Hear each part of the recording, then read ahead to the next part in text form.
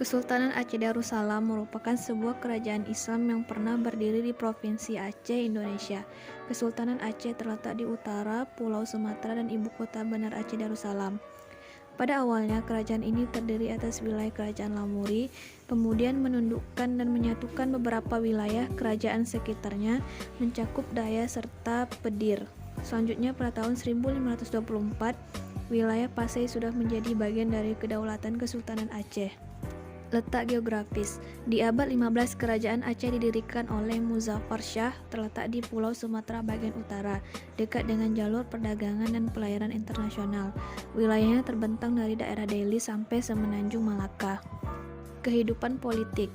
Pada masa Sultan Ali Mughayat Shah, ia memerintah tahun 1514 sampai 1528 Masehi.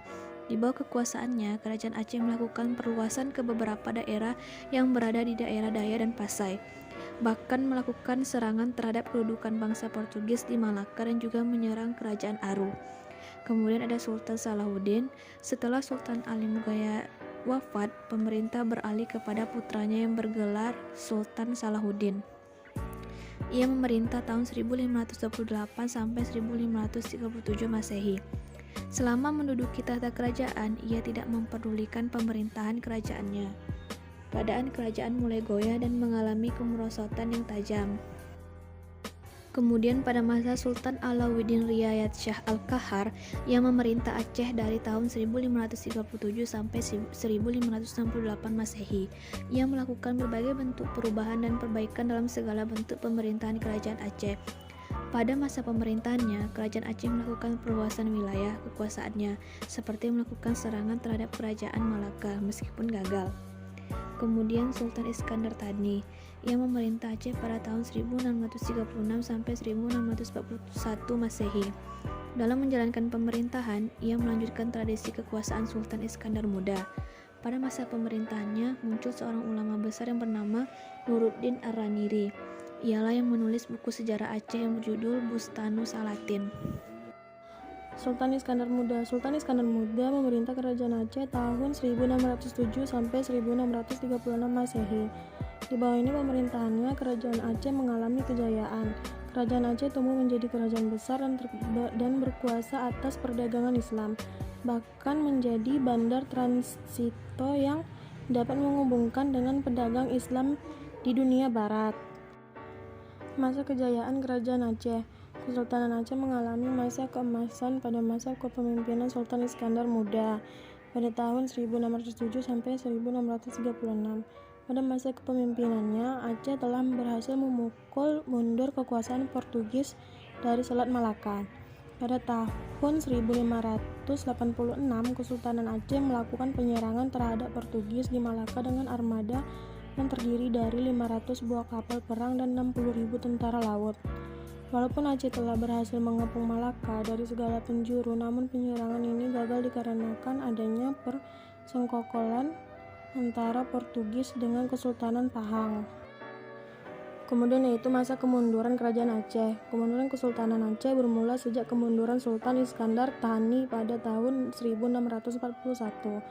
Kemunduran Aceh disebabkan oleh beberapa faktor, diantaranya ialah makin menguatnya kekuasaan Belanda di Pulau Sumatera dan Selat Malaka, ditandai dengan jatuhnya wilayah di Minangkabau, Siak, Tapanuli, dan Mandailing, Deli, serta Bengkulu ke dalam pengakuan penjajahan Belanda. Faktor penting lainnya ialah adanya perebutan kekuasaan di antara pewaris tahta kesultanan.